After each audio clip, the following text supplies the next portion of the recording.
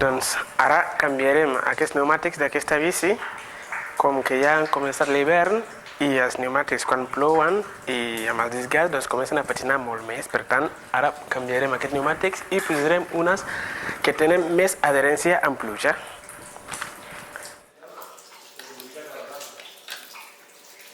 Em dic Ousmane Omar, soc ganès i soc mecànic de Brompton aquí a la botiga de Vallgràcia. I ara, després de la feina, doncs me n'aniré a estudiar a la universitat.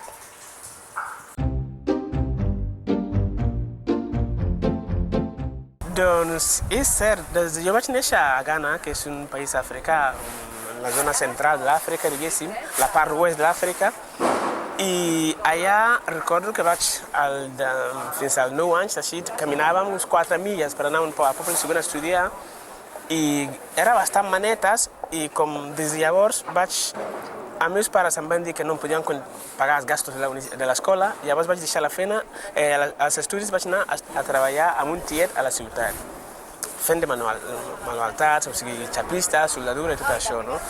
I als 14 vaig decidir que jo volia descobrir els meus somnis, no? Que és bàsicament que el món no acabava a les fronteres del meu poble, que hi havia més coses del món.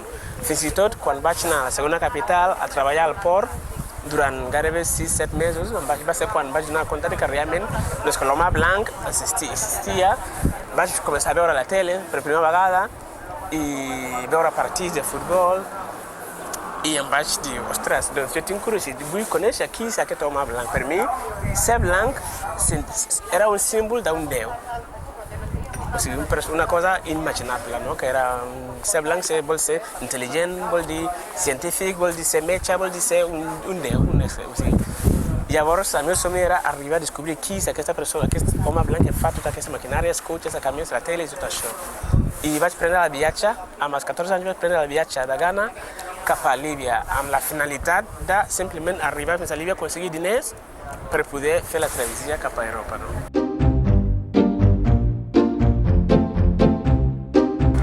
Va ser bastant tràgic, perquè de 46 que vam sortir a Ghana només vam arribar 6 persones a Líbia. Els altres 40 van morir al desert, Sahara Desert, perquè vam estar 21 dies caminant creuant el Sahara Desert, no?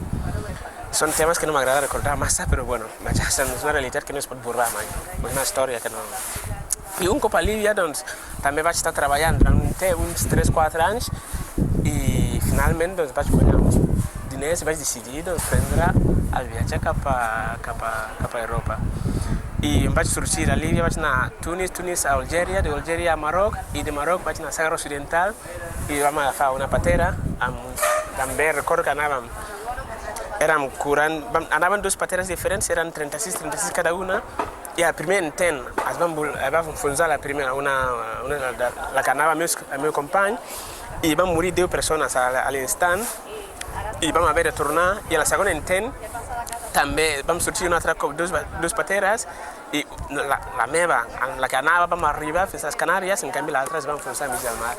O sigui, són viatges bastant tràgiques, no? Però hem d'intentar sempre mirar la part positiva de les coses, no? I intentar tirar endavant i, bueno, soc conscient que he tingut molta sort en aquesta vida, molta sort.